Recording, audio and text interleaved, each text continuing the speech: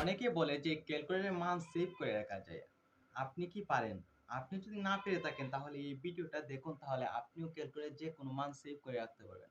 ক্যালকুলেটরের মান সেভ করে রাখার জন্য আপনার ১ম এ আপনি যে মানটি সেভ করবেন সেই মানটি লিখে নিবেন।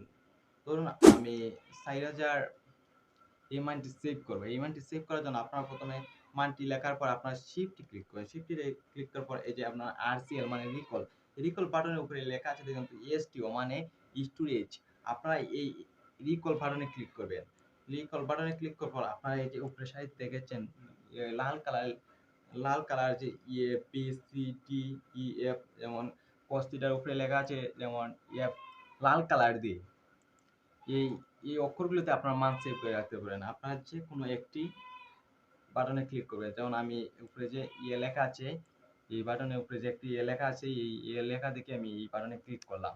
তাহলে আপনার মানটা এই ইয়ে লেটারে সেভ হয়ে যাবে। এখন আপনি মান তো সেভ করলেন। তারপর এই যে এসিতে দিয়ে দিলাম। এখন এটি আপনি দেখবেন কিভাবে? এটি দেখার জন্য আপনারা আবার এই যে রিকল বাটনে আবার ক্লিক করবেন। তারপর আপনার যে অ্যালফাবেট যে লেটারে মানটি সেভ করেছিলেন সেই লেটারে ক্লিক করবেন। যেমন আমি ইয়েতে সেভ করেছিলাম, আবার এটা ক্লিক করলাম, তাহলে এর সমান ৪০০০। এখন আপনারা এখানে কয়টি মান সেভ করতে পারেন দেখি? ১, ২, ৩, ৪, ৫, ৬, ৭, ৮, ৯। এখানে ৯টি লেটার দেওয়া আছে। আপনারা চাইলে এখানে ৯টি মান সেভ করে রাখতে পারবেন। ভিডিওটা ভালো লাগলে একটা লাইক দিয়ে ছোট্ট একটুখানি ভালোবাসা ছড়িয়ে দিন, এবং আপনি যদি আমার চ্যানেলে নতুন হয়ে থাকেন চ্যানেলটি তাহলে এক্ষুনি সাবস্ক্রাইব করে নিন। আমার এই ছোট্ট ফ্যামিলিটাকে বড় করতে আপনার মতো এক মিনিট যথেষ্ট। আর আপনারা যারা সাবস্ক্রাইব করেছেন আপনাদেরকে অসংখ্য ধন্যবাদ। Until next time, stay curious. Bye bye.